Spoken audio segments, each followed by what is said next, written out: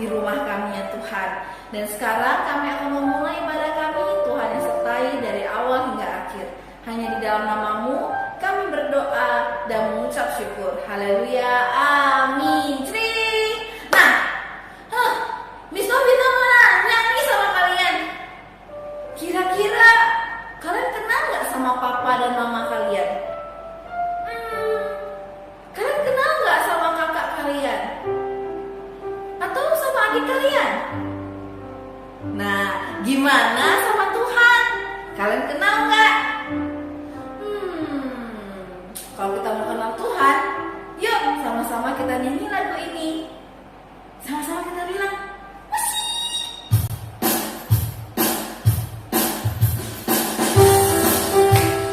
jangan lupa ya buat gerakannya juga sama-sama Miss.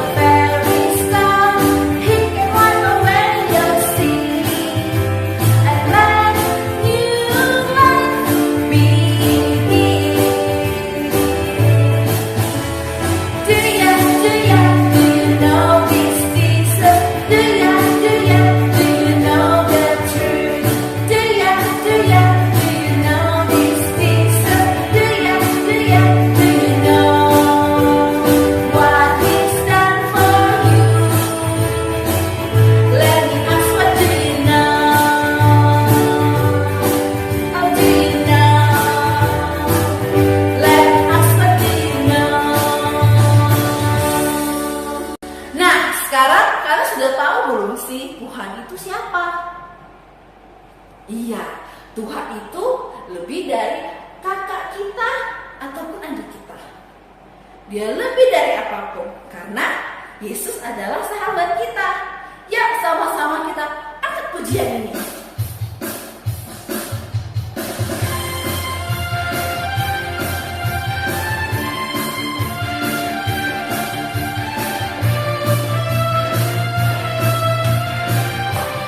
Sama-sama ya.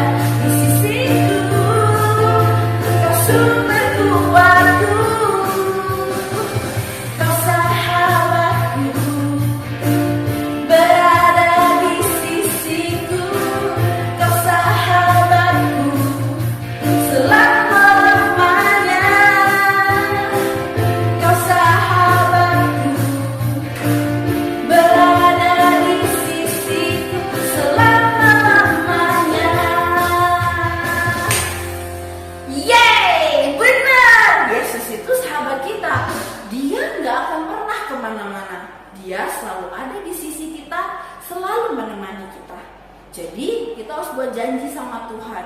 Meskipun nanti kita sudah besar, kita mau tetap bersama dengan Tuhan, berjalan bersama dengan Tuhan, dan juga mau taat dengan Tuhan.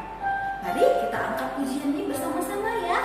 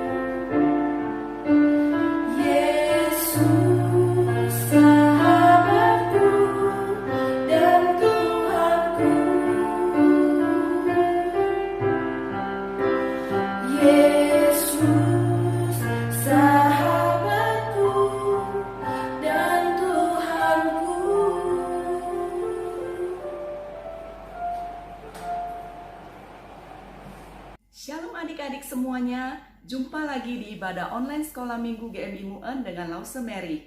Sebelum kita mendengarkan firman Tuhan, mari kita sama-sama berdoa ya. Kita bersatu dalam doa. Haleluya, Tuhan, kembali kami datang ke hadapan-Mu. Kami bersyukur, berterima kasih Tuhan untuk penyertaan-Mu Bapa kepada setiap kami. Kami pada hari ini dapat bersama-sama di dalam ibadah online. Tuhan, sebentar lagi kami mau mendengar firman Tuhan melalui Lause Mary. Tuhan, kiranya Engkau pimpin baik Lause yang bercerita maupun untuk setiap anak-anak yang mendengarkan ya Tuhan. Tuhan, kami meletakkan semuanya ke dalam tangan pimpinan-Mu. Waktu selanjutnya kami berserah hanya ke dalam tangan-Mu. Dalam nama Tuhan Yesus kami berdoa dan mengucap syukur. Haleluya, amin. Nah, Lause mau bertanya kepada adik-adik, siapa yang tahu kalau tentara biasanya digaji oleh siapa ya? Nah, kalau tentara di Indonesia biasanya yang membayar gajinya tentunya adalah negara ya. Pada masa Joshua, tentara itu tidak diberikan gaji. Gaji atau upah mereka adalah barang-barang jarahan milik penghuni kota yang dikalahkan. Tetapi ketika kota Jericho jatuh, para tentara tidak diberikan hak itu. Mengapa tidak? Karena Jericho adalah kota benteng pertama negeri Kanaan yang diberikan Tuhan ke dalam tangan bangsa Israel. Kalau yang pertama berarti itu hampir seperti hasil pertama ya. Nah, adik-adik masih ingat gak bahwa semua hasil pertama itu adalah milik Tuhan. Oleh sebab itu, Tuhan memberi perintah yang sangat jelas tentang apa yang harus dilakukan oleh bangsa Israel ketika mereka masuk ke Jericho ya. Kita lebih jelasnya kita baca di dalam Alkitab ya. Sama-sama kita baca dari Yosua pasal 6 ayat 17 sampai 19. Kita sama-sama baca ya. Kita buka Alkitab kita baca dari Yosua pasal 6 ayat 17 sampai 19. Langsung baca ya. Ayat 17, dan kota itu dengan segala isinya akan dikhususkan bagi Tuhan untuk dimusnahkan. Hanya Rahab, perempuan sundal itu, akan tetap hidup. Ia dengan semua orang yang bersama-sama dengan dia dalam rumah itu, karena ia telah menyembunyikan orang suruhan yang kita suruh. Ayat ke-18, tetapi kamu ini jagalah dirimu terhadap barang-barang yang dikhususkan untuk dimusnahkan, supaya jangan kamu mengambil sesuatu dari barang-barang yang dikhususkan itu setelah mengkhususkannya, dan dengan demikian membawa kemusnahan atas perkemahan orang Israel dan mencelakakannya. Ayat yang ke-19, segala emas dan perak serta barang-barang tembaga dan besi adalah kudus bagi Tuhan. Semuanya itu akan dimasukkan ke dalam perbendaharaan Tuhan. Kita mulai cerita Alkitab kita. Malam hari sangat gelap. Terlihat ada seorang yang mengendap-endap melewati penjaga ya. Apa yang dikerjakannya dalam malam yang gelap itu? Rupanya dia berjalan dari perkemahan ke arah reruntuhan Yeriko yang masih mengepulkan asap ya. Pelan-pelan dia bergerak ke tempat di mana ia sudah menyembunyikan hartanya. Harta apa? Dia melihat ya, lihat sekelilingnya, ke kiri, ke kanan, ke belakang ya. Dengan teliti ya, apa ada orang yang mengikutinya atau enggak. Lalu disingkirkannya satu buah batu besar dan dia mulai menggali dengan tangannya ya. Sekarang ia dapat menyentuhnya. Rupanya yang disembunyikannya ada jubah, ada perak, dan ada emas. Tadi siang, pada waktu bangsa Israel masuk ke kota Yeriko, dia melihat sesuatu dan hatinya sangat tertarik ya, ingin memilikinya. Dia berhasil menyembunyikannya. Sekarang kemudian dia mengambilnya. Ada jubah mahal yang indah yang dibuat di Babilonia, sebatang emas dan sekantong perak. Aku akan menyembunyikan barang-barang ini untuk sementara ya katanya ya, supaya nanti aku dapat menggunakannya. Setelah dia mengambil barang tersebut, dia sembunyikan di bajunya. Dia kemudian bergegas kembali ke perkemahan. Sampai di perkemahan, dia buka ya, dia angkat kasurnya. Kemudian dia gali ya. Di perkemahan itu kan tanah ya. Dia gali tanah di balik kasurnya. Kemudian dia sembunyikan jubah emas dan perak tersebut ya. Setelah itu dia tutupin dengan tanah ya. Dia ratakan dengan tanah dan dia kemudian tutupin lagi dengan kasurnya. Kemudian dia tidur. Tetapi dia tidak dapat tidur ya. Dia balik badannya ke kiri, ke kanan. Hatinya gelisah ya. Matanya tidak dapat dipejamkan. Tidak ada damai di dalam hatinya. Bahkan kesenangan yang timbul karena hartanya hilang semua. Seakan-akan Tuhan melihat apa yang diperbuatnya. Tidak jauh dari kota Yeriko, ada sebuah kota kecil bernama Ai, dekat Betel. Tempat di mana Yakub pernah bermimpi tentang tangga ke surga. Nah, jika bangsa Israel dapat mengalahkan Ai, tanah Kanaan kemudian dapat dibagi menjadi dua bagian ya, utara dan selatan. Dengan demikian akan mudah untuk menaklukkan dan menduduki serta memiliki daerah demi daerah ya. Yosua kemudian mengirim beberapa lelaki dan berkata kepada mereka, "Pergilah dan intailah negeri itu," kata Yosua ya. Beberapa hari kemudian orang-orang Yosua kembali dan memberikan laporan kepada Yosua. Kata mereka, tidak usah semua orang pergi untuk berperang melawan Ai ya. Kita cukup 2.000 atau 3.000 orang saja yang pergi berperang. Katanya, kata mereka hanya sedikit saja penduduk kota Ai ya, kota di daerah Ais di sana ya. Demikianlah yang mereka lakukan. Hanya 3.000 orang saja yang pergi menuju ke Ai.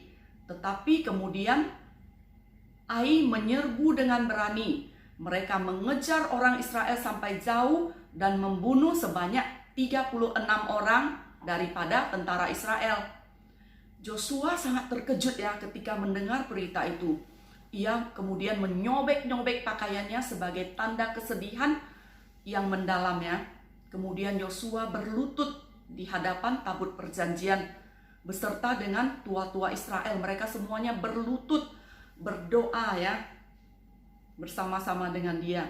Joshua mulai berdoa di dalam keputusasaannya ya. Katanya, "Oh Tuhan, mengapa Engkau menyuruh bangsa ini menyeberangi sungai Yordan? Apakah untuk menyerahkan kami kepada orang-orang Amori supaya kami mati? Lebih baik kami tinggal di sana saja di seberang sungai Yordan ya, daripada kami semua mati. Oh Tuhan, apa yang akan kukatakan setelah orang Israel dikalahkan?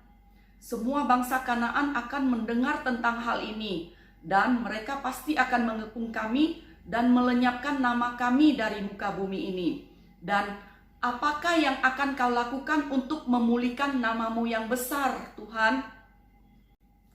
Doa itu kedengarannya benar ya, tetapi Tuhan berkata, "Bangun Joshua, kenapa engkau bersujud seperti itu di tanah?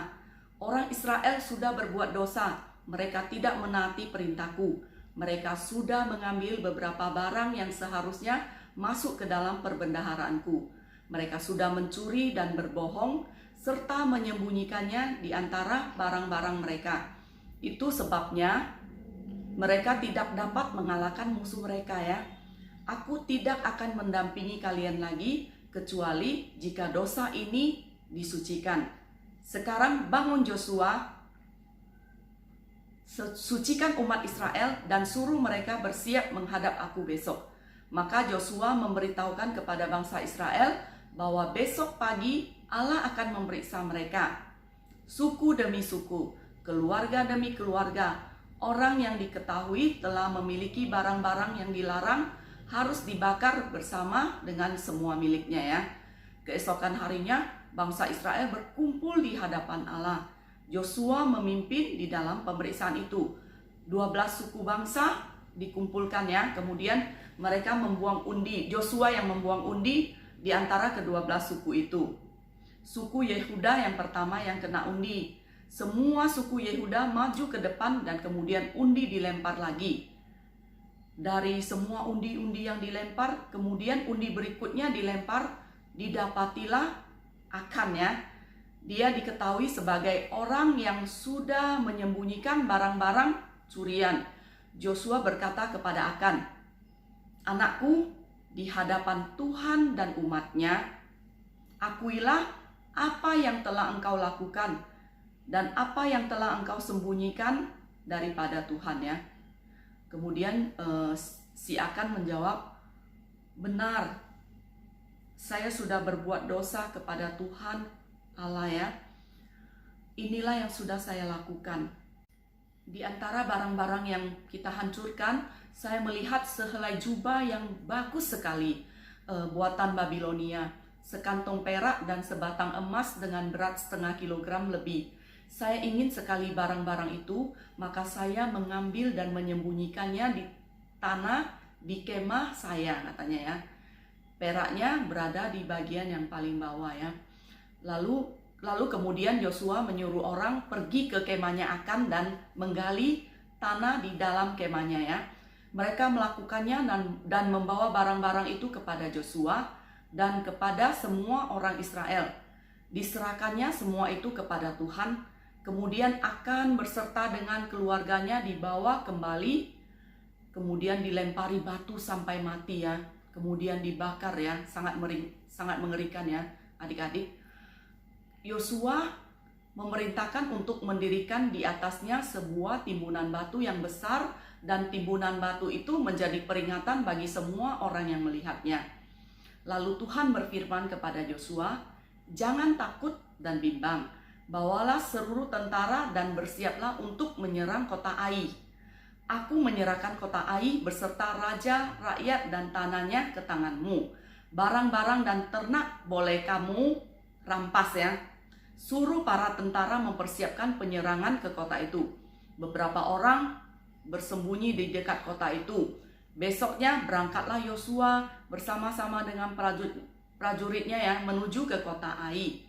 Penduduk kota Ai kemudian membuka pintu gerbang dan keluar untuk menyerang bangsa Israel. Tetapi orang Israel melarikan diri ya, orang Israelnya melarikan diri. Ayo, kejarlah mereka. Kita pasti akan mengalahkan orang Israel untuk kedua kalinya ya, kata bangsa Ai ya. Penduduk kota Ai berteriak kegirangan. Tetapi mereka terlalu cepat bergirang. Mereka tidak tahu bahwa Yosua hanya memancing mereka supaya mereka keluar dari kotanya. Sekarang prajurit Yosua yang lain keluar dari tempat persembunyian mereka ya. Mereka masuk ke dalam kota yang tidak dijaga tersebut dan mulai membakarnya. Baru setelah orang-orang Ai itu menoleh ke belakang, melihat kotanya sudah terbakar ya. Mereka kemudian menyadari apa yang terjadi. Mereka terjepit di antara dua kelompok prajurit dan tidak bisa lari kemana-mana lagi ya. Ada bangsa Israel yang mengejar dari belakang dan ada yang datang dari kota Ai. Para prajurit Israel dengan mudah membinasakan semua penduduk kota Ai. Kemudian kota tersebut direbut oleh Yosua dan prajurit-prajuritnya. Kota Ai seperti kota Yeriko hanya tinggal reruntuhan saja. Yosua tahu bahwa kemenangan di Yeriko dan di Ai bukan karena kepandaian dia ataupun keberanian para prajuritnya ya, tetapi karena pertolongan daripada Tuhan. Oleh karena itu Yosua membangun mezbah di gunung Ebal dan membawa korban kepada Tuhan seperti diperintahkan oleh Tuhan kepada Musa ya. Dari cerita firman Tuhan ini kita melihat bahwa hanya satu orang saja yang mencuri barang untuk dirinya sendiri. Barang yang dicuri itu padahal hanya sedikit ya. Dari banyaknya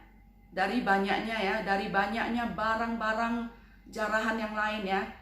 Barang yang dicuri itu hanya sedikit dibandingkan dengan yang dimusnahkan. Tetapi bagi Tuhan, dosa kecil itu sama beratnya dengan dosa besar ya. Dosa kecil itu sama beratnya dengan dosa besar. Tuhan tidak mengizinkan dosa ditutupi dan dianggap tidak ada ya. Setelah dosa itu ditemukan, diakui dan dihukum, maka Tuhan memberikan kemenangan kepada bangsa Israel. Kalau pada zaman dahulu ya, kita melakukan dosa, Tuhan langsung menghukum kita ya. Seperti Akan ini ya, dia yang melakukan dosa kemudian dihukum langsung dengan hukuman mati. Tetapi pada saat ini, setelah kedatangan Tuhan Yesus yang telah menebus dosa-dosa kita dengan mati di kayu salib ya. Jadi pada saat ini jika kita melakukan dosa, tidak seperti zaman dulu ya. Kalau zaman dulu Tuhan langsung menghukum dengan hukuman mati. Tetapi pada saat ini ada perantara kita ya, yaitu Yesus Kristus. Yesus Kristus yang telah mati untuk menebus dosa-dosa kita ya.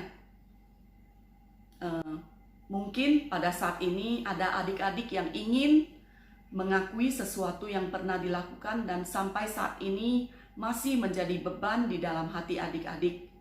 Katakan itu kepada Tuhan, apa dosa yang sudah kita lakukan, kita akui itu di hadapan Tuhan, dan kita percaya bahwa jika kita mengakui dosa kita dan kita berjanji untuk tidak akan melakukannya, kita percaya Tuhan pasti akan mengampuni dosa kita. Kita bersatu dalam doa. Tuhan Yesus yang baik, kami sudah mendengarkan firman-Mu ya Tuhan. Tuhan, kami tahu ya Bapa, tidak ada satupun dosa yang bisa kami sembunyikan daripada Engkau ya Tuhan. Tuhan, pada saat ini kami datang ke hadapan-Mu, kami mau mengakui setiap dosa-dosa kami ya Bapa, yang kami telah lakukan ya Bapa, yang selama ini mengganja di dalam hati dan pikiran kami. Tuhan, kiranya Engkau yang mengampuni setiap dosa-dosa yang kami lakukan ya Bapa, dan kami berjanji kami tidak akan lagi melakukannya ya Tuhan. Tuhan, ajar kami juga, kami semakin mengenal Engkau ya Bapa, semakin menjadi pribadi yang melakukan kehendak-Mu ya Tuhan. Terima kasih Tuhan untuk ibadah hari ini ya Bapa. Kami berdoa dan mengucap syukur Tuhan, hanya di dalam nama Tuhan Yesus Juru Selamat kami yang hidup. Amin. Sampai jumpa di ibadah online sekolah minggu GMI Muen di minggu depan.